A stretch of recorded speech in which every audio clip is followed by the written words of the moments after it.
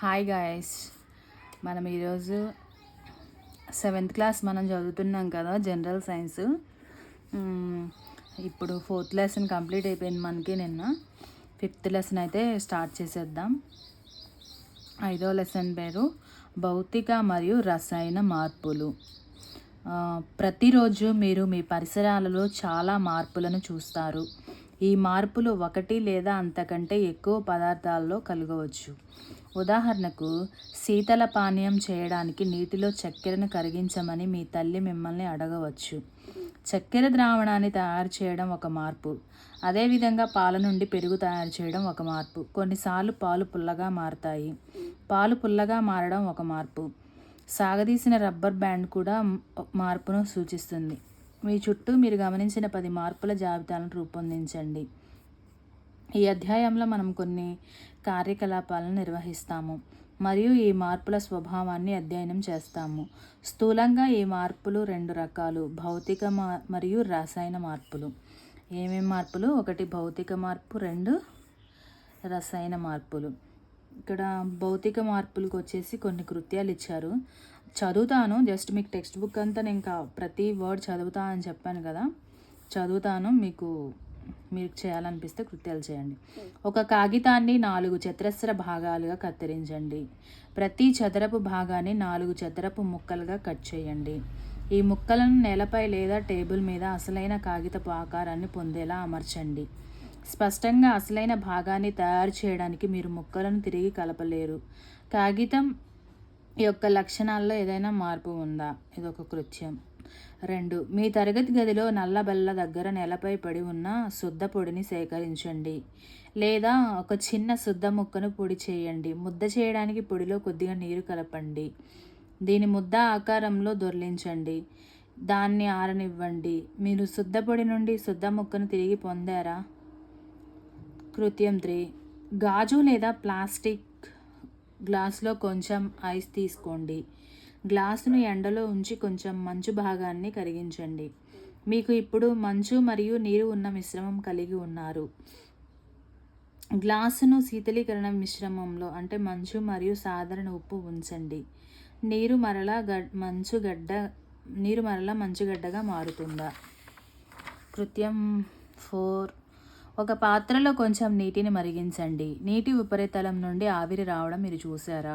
వేడి నీటి నుండి కొంత దూరంలో ఆవిరిపై పైన బోర్లించి పట్టుకోండి. పెనం లోపలి తలాన్ని గమనించండి. అక్కడ నీటి బిందువు ఏమైనా కనిపిస్తుందా? 5. మంట దగ్గర ఉన్నప్పుడు జాగ్రత్తగా. ఒక హెచ్చరిక ఇచ్చారు. 5వ కృత్యం, ఉపయోగించిన హ్యాక్సా బ్లేడ్ను ఒక జతపట్టకారుతో పట్టుకోండి. బ్లేడ్ చివర కొనను గ్యాస్ స్టవ్ మీద ఉంచండి. కొన్ని నిమిషాలు వేచి ఉండండి. బ్లేడ్ కొన రంగు మారుతుందా? మంటపై నుండి బ్లేడ్ తొలగించండి. కొంత సమయం తర్వాత మరోసారి కొనను గమనించండి. దాని అసలు రంగు తిరిగి వస్తుందా? పైన ఉన్న కృత్యాలు, ఈ కృత్యాలన్నిటిలో కాగితం శుద్ధ మొక్క పరిణామంలో మార్పులు గురైనట్లు మీరు చూశారు. పైన ఉన్న కృత్యాలు 5.1 కృత్యం మరియు 2వ కృత్యంలో కాగితం మరియు శుద్ధ మొక్క పరిమాణంలో మార్పులకు గురైనట్లు మీరు చూశారు. కృత్యాలు 2, 3, 4 కృత్యంలో నీరు దాని స్థితిని మార్పు నుండి ఘన నుండి ద్రవ లేదా వాయు నుండి ద్రవంకు మారింది. తర్వాత 5వ కృత్యంలో హాక్సా బ్లేడ్ వేడి చేయడం వల్ల రంగును మార్చుకుంది. ఆకారం, పరిమాణం, రంగు, స్థితి వంటి లక్షణాలు ఒక పదార్థం యొక్క భౌతిక లక్షణాలు. ఆకారం అనేది కానీ, పరిమాణం అనేది కానీ, రంగు కానీ, స్థితి కానీ, ఇటువంటి లక్షణాలన్నీ కూడా పదార్థం యొక్క భౌతిక లక్షణాలు అన్నమాట. ఒక పదార్థం దాని భౌతిక లక్షణాలలో లోనయ్యే మార్పును భౌతిక మార్పు అంటారు. భౌతిక మార్పు సాధారణంగా తిరిగి యథాస్థితికి మార్చబడుతుంది. అటువంటి మార్పుల్లో కొత్త పదార్థం ఏర్పడదు. ఇప్పుడు మనం మార్పుల్లో మరొక రకాన్ని పరిశీలిద్దాం. రసాయన మార్పు. ఇనుము తుప్పు పట్టడం అనేది మీకు బాగా సుపరిచితమైన మార్పు. మీరు కొంత సమయం పాటు బహిరంగ ప్రదేశంలో ఇనుము ముక్కను ఉంచినట్లయితే ఇది గోధుమ రంగు పదార్థపు పూతను పొందుతుంది. ఈ పదార్థాన్ని తుప్పు అని పిలుస్తారు మరియు ఆ ప్రక్రియను తుప్పు పట్టడం అని పిలుస్తారు. వ్యవసాయ భూములు లేదా పార్కులు, ఇనుప గేట్లు, పచ్చిక మరియు తోటల్లో ఉంచిన ఇనుప బెంచీలు, దాదాపు ఆరుబయట ఉంచిన ప్రతి ఇనుప వస్తువు తుప్పు పడుతుంది. ఇంట్లో మీరు గడ్డపారలు మరియు పారలు బయట వాతావరణంలో కొంతకాలం ఉంటే తుప్పు పట్టడం చూసి ఉంటారు. వంటింట్లో తడి ఇనుప పెనం కొంతకాలం వదిలేస్తే తుప్పు పడుతుంది. తుప్పు అనేది ఇనుము కాదు, అది ఇనుము మీద ఏర్పడే వేరొక పదార్థం. కొత్త పదార్థాలను ఏర్పరిచే మరికొన్ని మార్పులను గమనిద్దాం. ఇంకొక కృత్యం ఇచ్చారు, ఇది ఉపాధ్యాయుల చేత ప్రదర్శింపబడాలంట. మెగ్నీషియం రిబ్బన్ను ఎక్కువసేపు చూడడం ప్రమాదకరం. కాలుతున్న రిబ్బన్ వైపు తదేకంగా చూడవద్దని ఉపాధ్యాయులు పిల్లలకు సలహా ఇస్తారు. మెగ్నీషియం యొక్క పలుచని పట్టీ లేదా రిబ్బన్ ఒక చిన్న ముక్కను తీసుకోవాలి. గరుకు కాగితంతో దాని కొనను శుభ్రం చేయండి. కొవ్వొత్తి మంట దగ్గరకు తీసుకోరండి. అది ప్రకాశవంతమైన తెల్లని కాంతితో మండుతుంది. అది పూర్తిగా మండి తెల్లటి బూడిదగా మిగులుతుంది. బూడిద మెగ్నీషియం రిబ్బన్లా కనిపిస్తున్న మార్పు కింద సమీకరణం ద్వారా సూచించవచ్చు. Magnesium plus oxygen, magnesium oxide. ఇక్కడ సమీకరణాలు గణితంలో ఉన్న వాటికి భిన్నంగా ఉంటాయి. ఈ రకమైన సమీకరణాల్లో బాణం గుర్తు అవుతుంది అనేదాన్ని సూచిస్తుంది. ఈ దశలో రసాయన సమీకరణాలను సమతుల్యం చేసే ప్రయత్నం చేయకూడదు. బూడిదను సేకరించి చిన్న మొత్తంలో నీటితో కలపండి. మిశ్రమాన్ని సజల ద్రావణం బాగా కలపండి. నీలం మరియు ఎరుపు లిట్మస్ పేపర్లతో మిశ్రమాన్ని పరీక్షించండి. ఈ మిశ్రమం ఎర్రటి లిట్మస్ నీలుగా మారుస్తుందా? ఈ మిశ్రమం నీలి లిట్మస్ను ఎర్రగా మారుస్తుందా? ఈ పరీక్ష ఆధారంగా మీరు సజల ద్రావణాన్ని ఎలా వర్గీకరిస్తారు? ఆమ్లమా, క్షారమా? బూడిదను నీటిలో కరిగించినప్పుడు అది కొత్త పదార్థాన్ని ఏర్పరుస్తుంది. ఈ మార్పు కింది సమీకరణ రూపంలో వ్రాయవచ్చు. మెగ్నీషియం ఆక్సైడ్ నీరు, ఎరోమార్క్ మెగ్నీషియం హైడ్రాక్సైడ్. మీరు ఇప్పటికే అధ్యాయం 4లో నేర్చుకున్నట్లుగా మెగ్నీషియం హైడ్రాక్సైడ్ అనేది ఒక క్షారం. కాబట్టి మెగ్నీషియం ఆక్సైడ్ అనేది మెగ్నీషియంను కాల్చినప్పుడు ఏర్పడిన కొత్త పదార్థం. మెగ్నీషియం హైడ్రాక్సైడ్ అనేది మెగ్నీషియం ఆక్సైడ్ నీటితో కలపడం ద్వారా ఏర్పడిన మరొక కొత్త పదార్థం. ఇంకొక కృత్యం ఉపాధ్యాయులచే ప్రదర్శించాలి. ఒక టీ స్పూన్ కాపర్ సల్ఫేట్ను బ్లూ విట్రోలియల్ లేదా నీలతోత ఒక గ్లాస్ లేదా బీకర్లో అరకప్పు నీటిలో కలపండి. ద్రావణానికి కొన్ని చుక్కల సజల సల్ఫ్యూరిక్ ఆమ్లం కలపండి. మీరు నీలిరంగు ద్రావణాన్ని పొందుతారు. ద్రావణం యొక్క చిన్న నమూనాను ఒక టెస్ట్ ట్యూబ్ లేదా చిన్న గాజు సీసాలో విడిగా ఉంచండి. ఒక మేకును లేదా ఉపయోగించిన షేవింగ్ బ్లేడ్ను మిగిలిన ద్రావణంలో వేయండి. అరగంట లేదా అంతకంటే ఎక్కువసేపు వేచి ఉండడం. ద్రావణం యొక్క రంగును గమనించండి. విడిగా ఉంచిన నమూనా ద్రావణం యొక్క రంగుతో పోల్చండి. ద్రావణం రంగులో ఏమైనా మార్పు మీకు కనిపించిందా?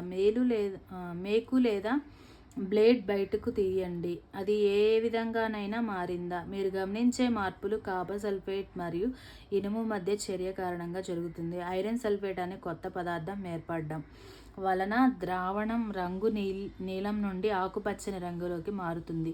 ఇనుప మేకుపై ఉన్న గోధుమ రంగు పూత కాపర్ అనే మరొక క్రొత్త పదార్థం. మనం చర్యను ఇలా వ్రాయవచ్చు. కాపర్ సల్ఫేట్ ద్రావణం నీలం ప్లస్ ఐరన్ సల్ఫేట్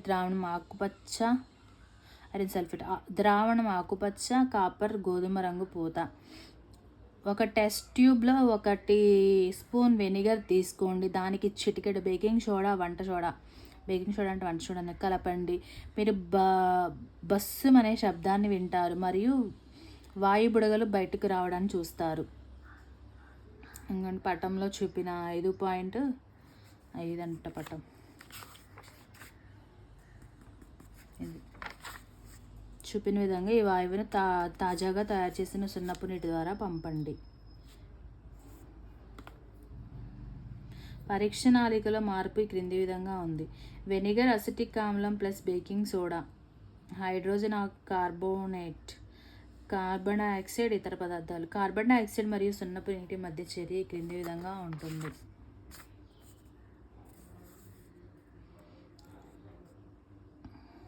ఇది కార్బన్ డైఆక్సైడ్ ప్లస్ సున్నపు నీరు, కాల్షియం కార్బోనేట్ అన్నమాట, ప్లస్ నీరు. సున్నపు నీరు ద్వారా కార్బన్ డైఆక్సైడ్ పంపినప్పుడు కాల్షియం కార్బోనేట్ ఏర్పడుతుంది. సున్నపు నీటిని పాల వలె తెల్లగా మారుస్తుంది. సున్నపు నీటిని పాల వలె మార్చడం. కార్బన్ డైఆక్సైడ్ యొక్క ప్రామాణిక పరీక్ష. మనం వదిలే గాలిలో కార్బన్ డైఆక్సైడ్ పుష్కలంగా ఉందని చూపించడానికి మీరు దీన్ని 6వ అధ్యాయంలో నేర్చుకున్నారు.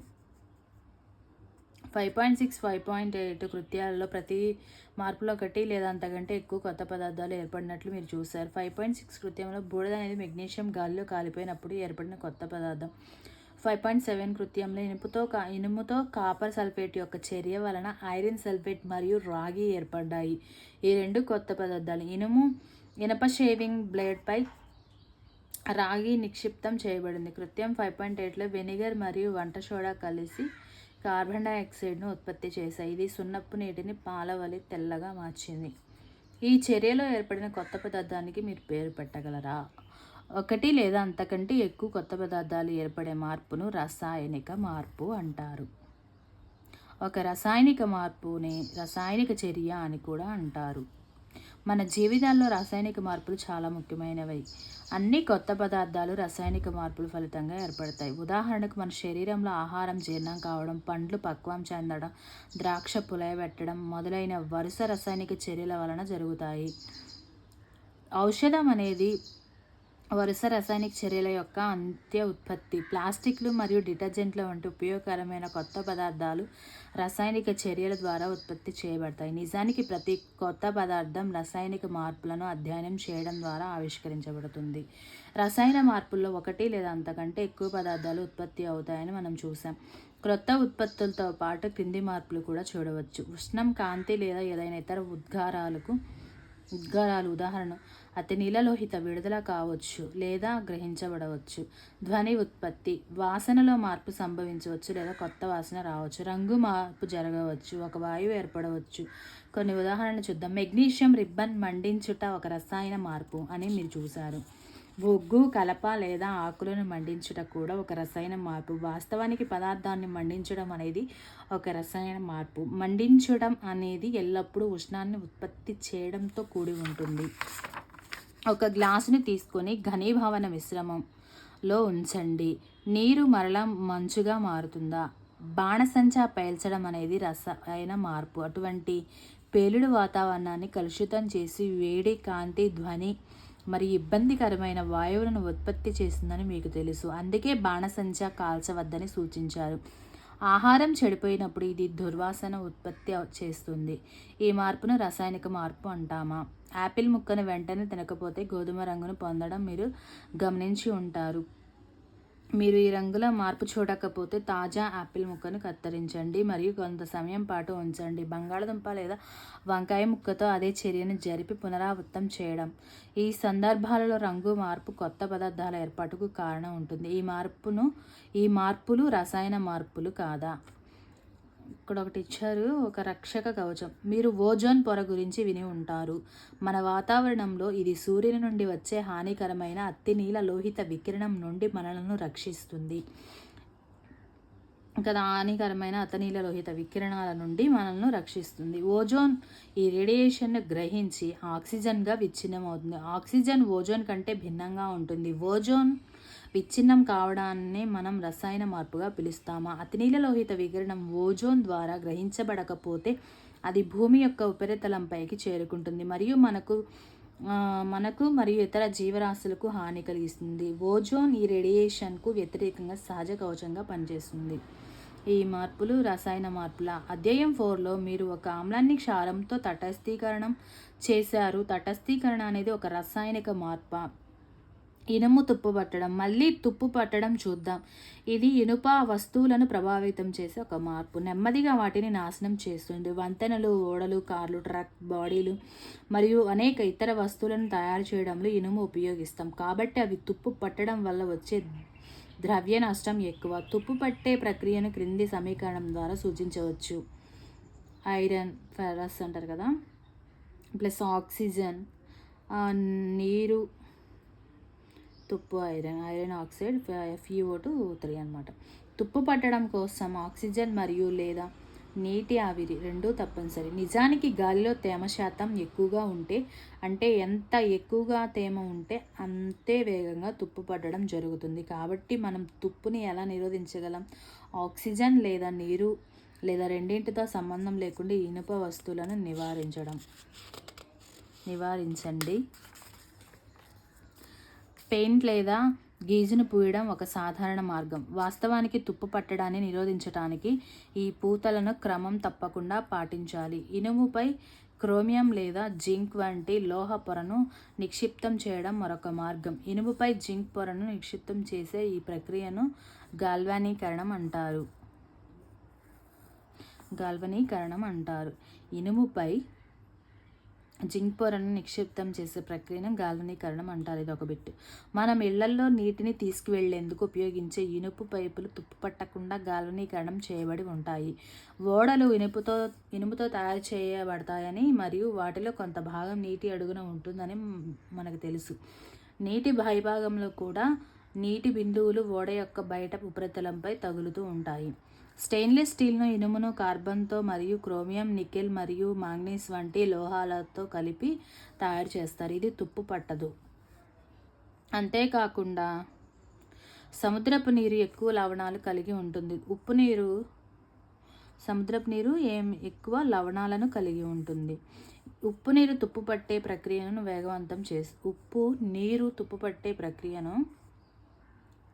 వేగవంతం చేస్తుంది.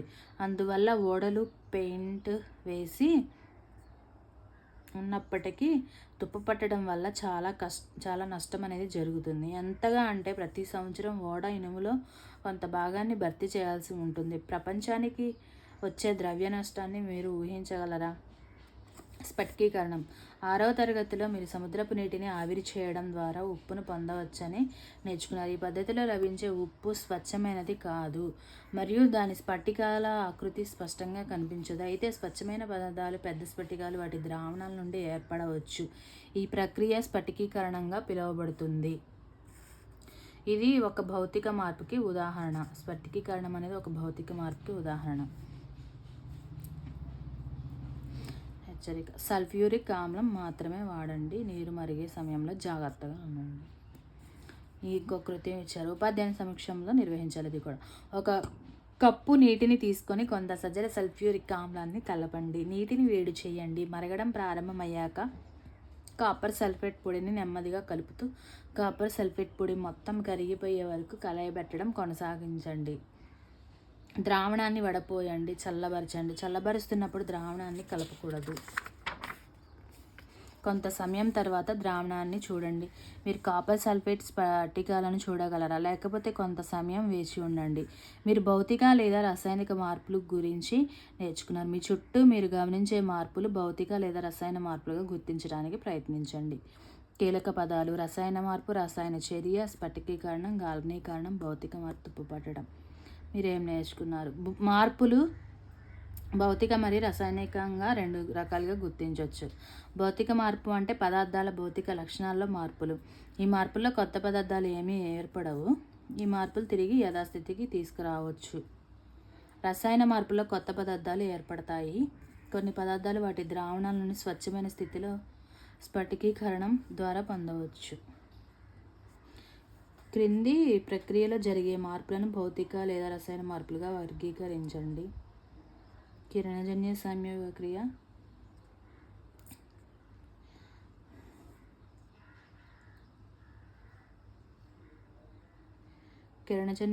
క్రియ, నీటిలో చికెన్ కరిగించడం, బొగ్గును మండించడం, మైనం కరిగించడం, అల్యూమినియం ఫాయిల్ తయారు చేయడానికి అల్యూమినియంను కొట్టడం, ఆహారం జీర్ణమగుట. ఇది రసాయన మార్పు. అల్యూమినియం ఫాయిల్ తయారు చేయడానికి అల్యూమినియంను కొట్టడం. ఇది తిరిగి తన వస్తువును పొందుతుంది కాబట్టి ఇది భౌతిక మార్పు అయినా కావచ్చు. మైనం కరిగించడం రసాయన మార్పు. బొగ్గును మండించడం కూడా రసాయన మార్పే. నీటిలో చెక్కెను కిరణజన్య సంయోగక్రియ కూడా, ఇవన్నీ రసాయన మార్పులు అనుకుంటా.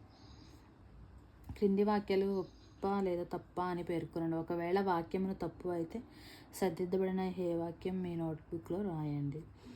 చెక్క దుంగను ముక్కలుగా కోయడం రసాయన మార్పు. లేదు భౌతిక మార్పు. ఆకుల నుండి ఎరుపు ఏర్పడడం అనేది భౌతిక మార్పు కాదు, రసాయన మార్పు.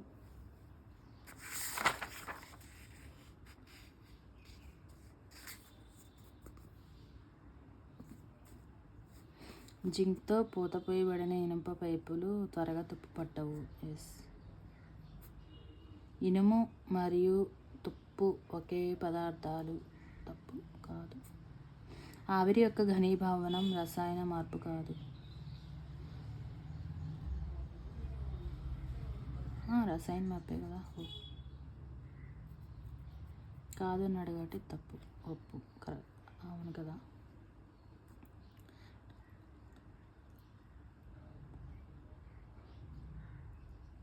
కార్బన్ డైఆక్సైడ్ సున్నపు నీటి ద్వారా పంపినప్పుడు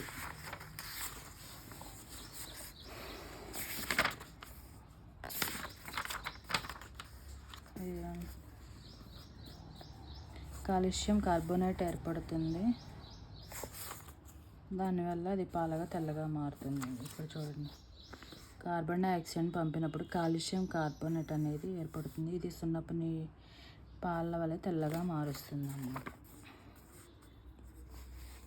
కాల్షియం కార్బోనేట్ అనేది.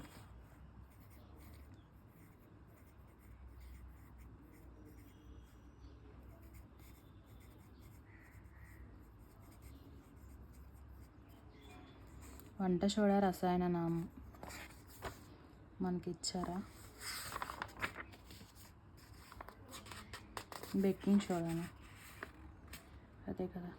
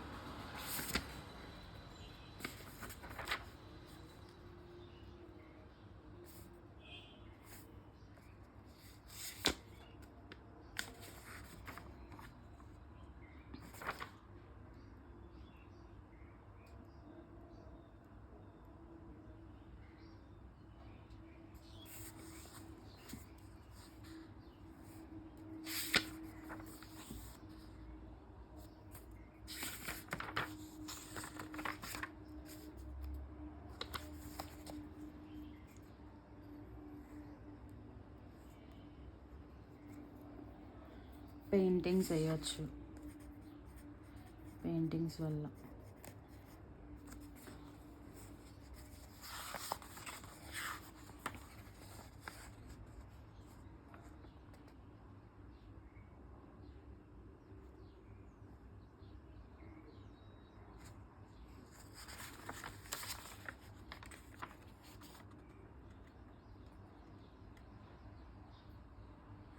గ్రీజుని పోయాలి. పెయింటింగ్ లేదా గ్రీజును. ఇనుము తుప్పు పట్టడాన్ని నిరోధించే 2 పద్ధతులు పెయింటింగ్స్ లేదా గ్రీజులు. పదార్థం యొక్క లక్షణాలు మాత్రమే మారితే వాటిని భౌతిక మార్పులు అంటారు. పదార్థం యొక్క భౌతిక లక్షణాలు మారితే వాటిని భౌతిక మార్పులు అంటారు. కొత్త పదార్థాలు ఏర్పడే మార్పులను రసాయన మార్పులు అంటారు. వంట సోడా రసాయన నామం బేకింగ్ సోడానేనా?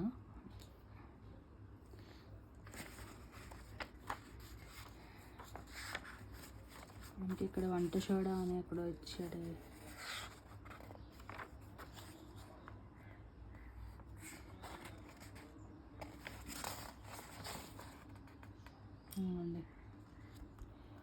టెస్ట్ ట్యూబ్లో 1 టీ స్పూన్ వెనిగర్ తీసుకొని దానికి చిటికెడ బేకింగ్ సోడా, వంట సోడా కలపండి. అనే శబ్దాన్ని వింటారు. బుడగలు బయటికి రావడం మనకి ఇక్కడ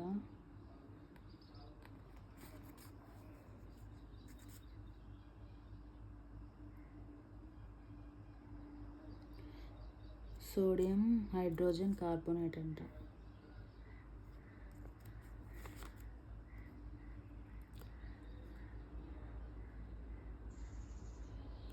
అంతే కదా. Sodium hydrogen carbonate.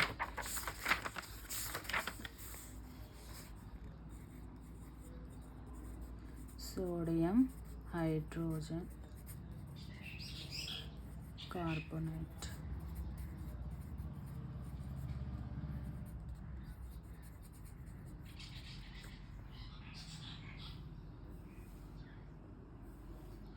Okay friends, ఇంక ఇవన్నీ క్వశ్చన్స్ అనమాట.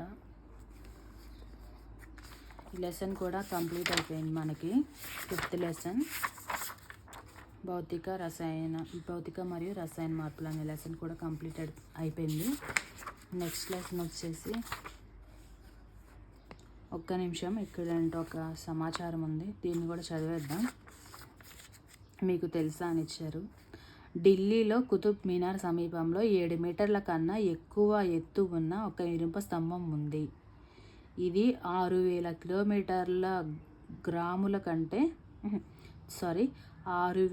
కిలోగ్రాముల కంటే ఎక్కువ బరువు ఉంటుంది. ఇది 1600 సంవత్సరాల క్రితం నిర్మించబడింది. ఇంతకాలమైనప్పటికీ ఇది తుప్పు పట్టలేదు. తుప్పు నిరోధకత యొక్క నాణ్యత కోసం దీన్ని ప్రపంచంలోనే అన్ని ప్రాంతాల శాస్త్రవేత్తలు పరిశీలించారు. ఇది 1600 సంవత్సరాల క్రితమే లోహ సాంకేతికతలో భారతదేశం చేసిన పురోగతి గురించి కొంత చెప్తుంది. చూడండి ఇది. ఓకే అండి, నెక్స్ట్ లెసన్ వచ్చేసి జీవులలో శ్వాసక్రియ. నెక్స్ట్ వీడియోలో చూద్దాం మనం. నేను ఒక్కొక్క లెసన్ ఒక్కొక్క వీడియో కింద చేద్దామని అనుకుంటున్నాను, అందుకే ఒక్కొక్క లెసన్ ఒక్కొక్క వీడియో కింద చేస్తున్నా. నెక్స్ట్ ఈ లెసన్ చదువుకుందండి. ఇంకా జీవుల్లో శ్వాసక్రియ అని ఇంకొక లెసన్ ఉన్నట్టుంది. ఇది అయిపోయిన తర్వాత